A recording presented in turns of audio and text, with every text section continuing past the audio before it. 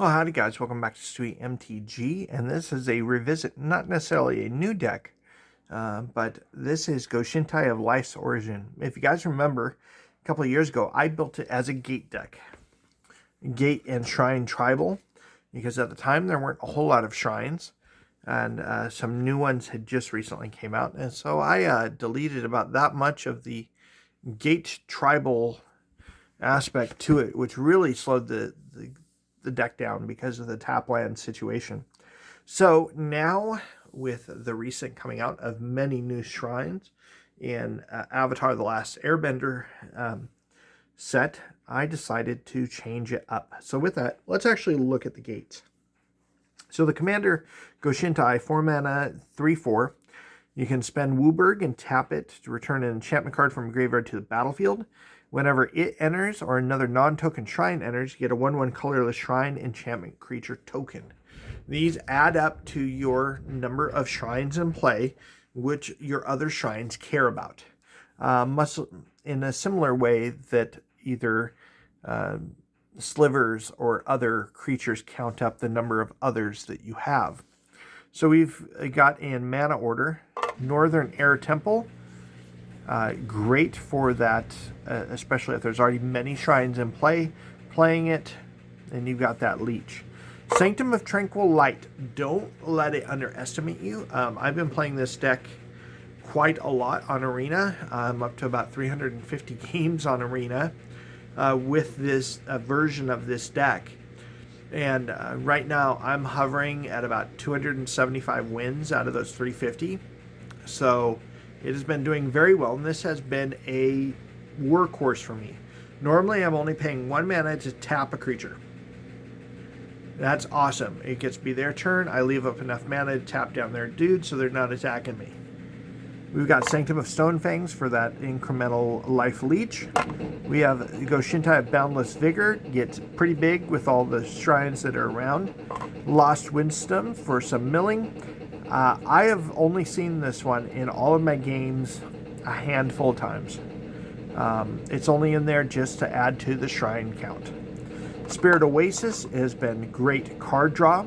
Sanctum have Shattered Heights. I don't like it other than being a shrine counter. Yes, have I discarded a land or a shrine card to deal that damage? You betcha. Haunted of Infinite Rage has been my #1 game winner in this deck. If I can tap down my opponent's creatures, prevent them from attacking me and taking me out, a lot of times Haunted of Infinite Rage will just continue doing the damage, doing the damage until it is game over. Goshintai of Ancient Wars has been my #1 creature removal. Sanctum of Fruitful Harvest has been an awesome, way better source of mana in this deck than Mana Rocks. Haunted of Cleansing Fire has saved my Okole many a time. Kyoshi Island Plaza goes cuckoo. I had to actually up the basic land count in this deck because Kyoshi Island Plaza was very often within the first 8 turns of the game, making me fail to find for basic lands. Goshintai of Hidden Cruelty. Crescent Island Temple makes a whole bunch of monk dudes who very often, because of their prowess and because the other spells I'm making, can become a win con for us in this deck. Sanctum of Calm Waters, great card draw. Although not a shrine themselves, Heibai is a shrine adjacent card. 4 mana, 4/4. When it enters, you reveal from the top of your library until you reveal a shrine card, and you can put that onto the battlefield. Key words there, onto the battlefield. Not just into your hand, but onto the battlefield. His second ability I've never used. 5 mana, tap for each legendary enchantment you control. You create a 1/1 colorless spirit token. With it, can't be blocked or be blocked by non-spirit creatures. We've got Southern Air Temple. This very often, when it hits the board, makes my shrines huge, and a lot of people then rage quit. Goshintai of Shared Purpose. Honden of Night's Reach has also had its fair share of rage quits, because if they don't have any cards in their hand, they can't play Magic, they quit. Honden of Seeing Winds for draw, and the granddaddy of them all, Sanctum of All. Wooburg for a legendary enchantment. At the beginning of your upkeep, I may search your library or graveyard for a shrine card and put it onto the battlefield. Once again, it's that onto the battlefield that's crazy. If an ability of another shrine you control triggers while you control 6 or more shrines, it triggers an additional time.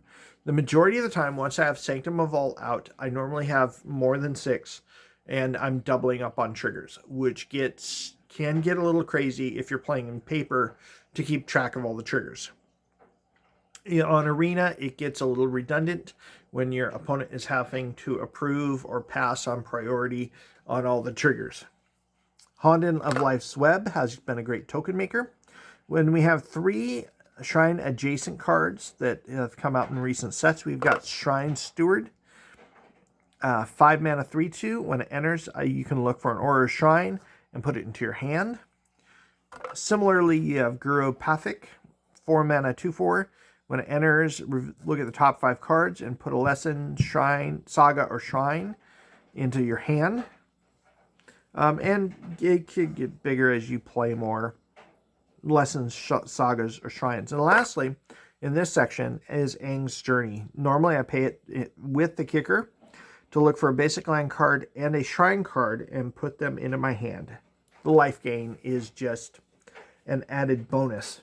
For our veggies, let's take a look at our card draw, which is unfortunately just one card, which is Secret Rendezvous.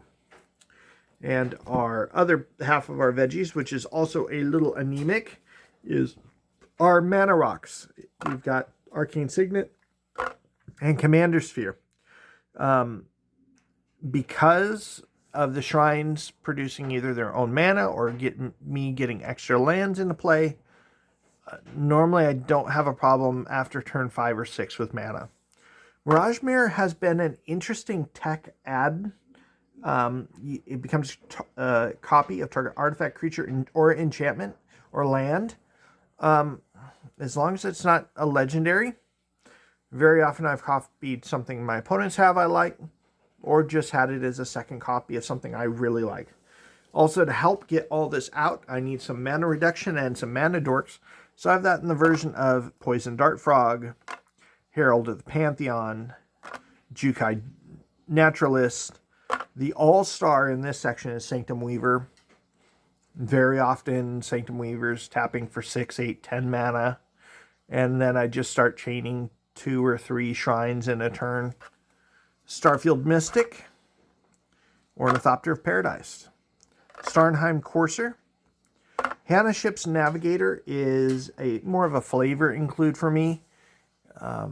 It's getting those artifacts or enchantments from the graveyard to my hand, which does come in handy. So say Weatherlight Captain, I was formerly the commander of this deck back when it was just Shrine and Gate Tribal. But I love the Wooburg search for a legendary permanent. All of our shrines are legendary permanents, so we're going to look for one of those. We've got our nice shiny Auramancer to return an enchantment card from a graveyard to my hand, and Eidolon of Blossoms for drawing some more cards off of those enchantments. Let's look at our small selection here of instants and sorceries removal that we have. We've got Requisition Raid, Disenchant, Beast Within, Stroke of Midnight, Mortify, and 2 board wipes in the form of Doomscar and Austere Command. Now let's take a look at our other enchantments that we have in here that we use as both to buff and protect our commander, removal, as well as some card draw. Another all-star is Sterling Grove. If I can find a way to copy Sterling Grove with something like a Mirror Maid, that means my stuff can't be targeted and you can't get rid of the thing that makes it untargetable. I've had many a rage quits when those 2 copies are made. There is a third copy spell like Mirror Maid, and I can't think of it at the moment, but I do not have a physical copy of it. We've got Enchantress's Presence, which artwork by Rebecca Guy. Mwah, chef's kiss, love it. Sigil of the Empty Throne, free 4/4 angels, why not? Got Seal of Cleansing for removal, same with Soul Snare. And if they're basically in play but useless, that's fine by me.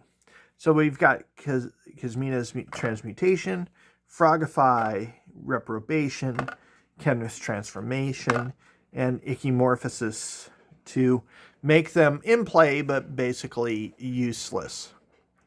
And stuff to stick on our commander or another one of our creatures. We've got Ethereal Armor since we have so many enchantments. The same thing here with All That Glitters. And lastly, Ancestral Mask. Moving on to the non-basic land portion, which is the small portion of my land base. We've got Hull of Heliod's Generosity. Once again, get those enchantments from a graveyard, top of the library. I love the fact in the Avatar set, there's this White Lotus hideout that came out. Really helps me with my mana fixing. We've got a bunch of tri-lands. I don't have a bunch of the triomes or that to put in here. If I had unlimited funds, you would find those. But I've got Frontier Bivouac, Seaside Citadel, Crumbling Necropolis, Jungle Shrine, Sandstep Citadel, Mystic Monastery, and Nomad Outpost. And my last two non-basic lands in the form of Path of Ancestry and Command Tower.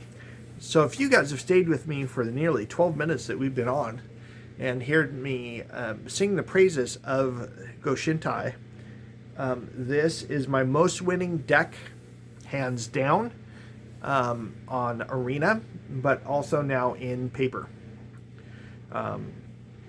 It is not the fastest of decks, but is definitely a mid-range, hang in there. When the shrines get going, you pray that they don't have a tranquility. But with that, this has been Stewie MTG. Make sure you like, comment, subscribe, all that other good YouTube stuff, and we will catch you all later.